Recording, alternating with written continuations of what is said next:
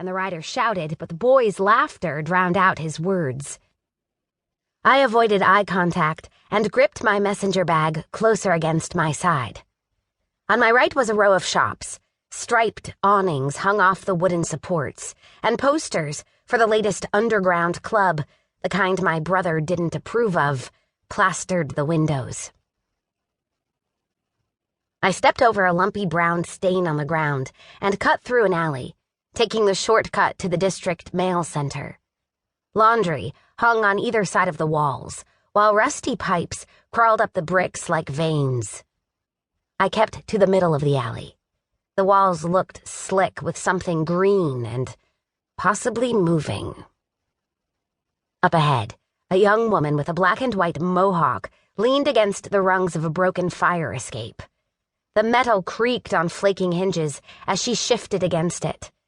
She stared down at her gray boots, her hands buried in the pockets of her sweater. I walked briskly. As I passed, I gave her the barest of nods, just to be polite. Reev always said to be polite, even if no one else cared. The girl lunged, shoving me up against the alley wall. I gasped as we hit the bricks, my bag cushioning the impact. I threw up my arm to deflect her, but she knocked it aside. Strong fingers, gritty with dirt, clamped around my neck. A clammy palm pressed into my collarbone, and a sharp edge dug into my ribs. If my tunic ripped, I would deck her. My tunic was drab gray, worn thin at the elbows and with partially unraveled loops stitched along the hems.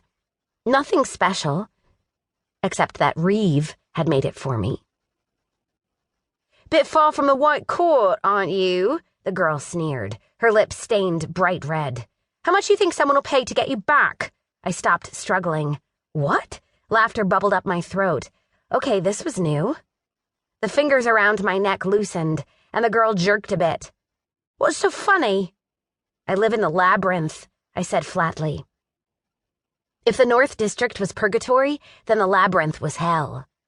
The Labyrinth was what we called the East Quarter, specifically the maze of stacked freight containers turned homes, so closely packed together that it had transformed into a city within the city.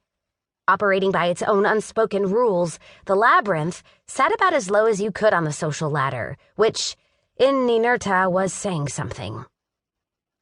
No one's going to pay a credit for me, which was a lie because Reev would pay every credit he'd saved for us to get away from the dripping metal walls and claustrophobia of the Labyrinth. He'd give up even more than that for me, and I could never let that happen. "I saw you leave the White Court," the girl said, her sweaty hand sliding against my skin. Her nervousness didn't reassure me. It only made her more unpredictable. "Look closer," I said, and glanced down at the messenger strap on my shoulder.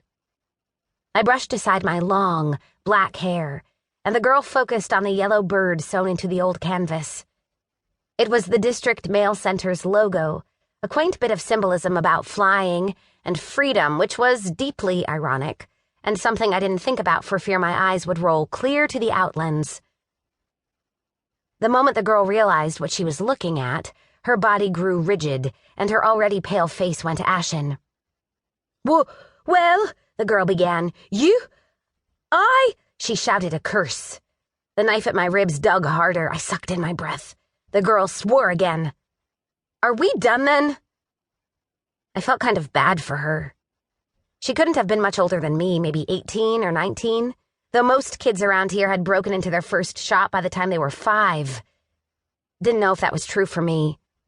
I couldn't remember anything before I turned 8. I had to get going, or I'd be late returning my bag to the DMC.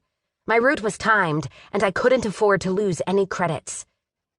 The girl's hand tightened around my neck. "You're pretty," she said, her gaze flicking across my face. "And those eyes are something else." I groaned. "Here we go." "Bet you'd get me a good price at the docks." I had heard enough. I reached out with my mind, feeling for the threads of time that flowed around us. They were everywhere. If you had the ability to see, intertwining the people, the weathered buildings, the stones beneath my feet.